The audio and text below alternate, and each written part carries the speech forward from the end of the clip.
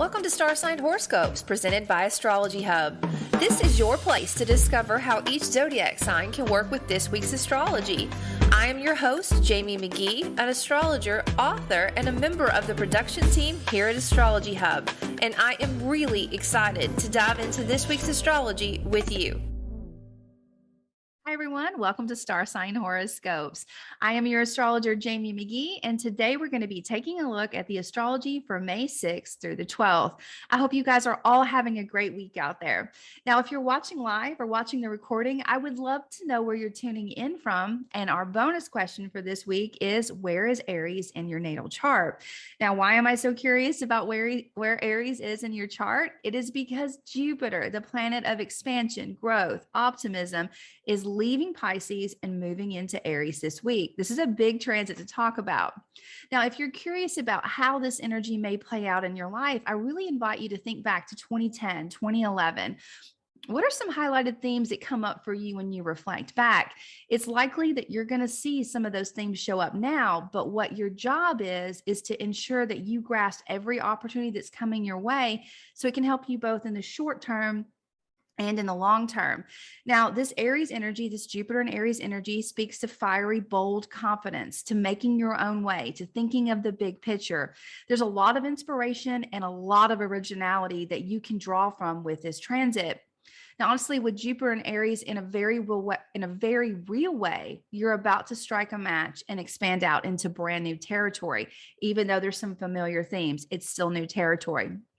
I look forward to speaking to all of the signs about how they can make the most of this energy. Now, this week, we also have Venus, who moved into Aries last week just after the eclipse, offering some suggestions via sextile to Mercury as the weekend kicks off. Now, this is an easy flow of ideas that can definitely inspire or add to some of the revisions that Mercury will work on as he moves into his retrograde on May 10th. Now, I will admit that there are some challenges with Mercury retrograde. Communication in general feels rushed, loud, and often misunderstood. But the invitation of a Mercury retrograde is to slow down, to take your time, to look for the hidden lessons or the new perspective that holds a brilliant insight that you can use on your path going forward.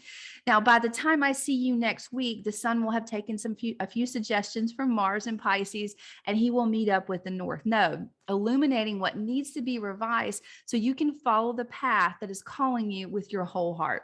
All right, guys, just as a weekly reminder, please be sure to listen to both your sun sign and your rising sign to get a better overall view of how you can work with this week's energy. Okay, let's get started.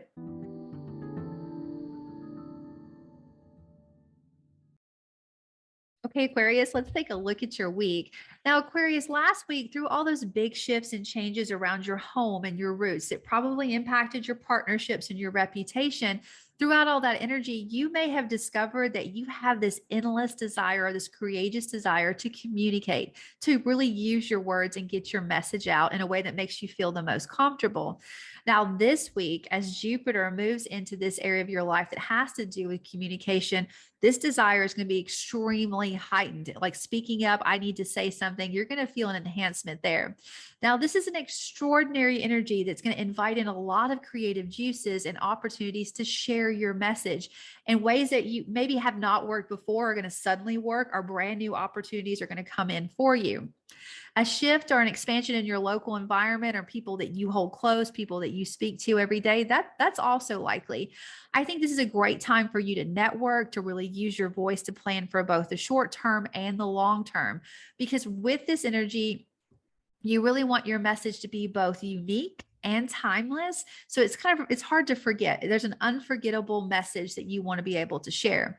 Now, you're also going to be invited, or you may be thinking, as I work with this communication, as I try to figure out how I want to say this, say what I need to say around people I see every day, that there's something that you need to revise that's complicated around your home or around your roots. So some recent plans that you made may need some adjustment. You may need a little bit of flexibility with dates or times.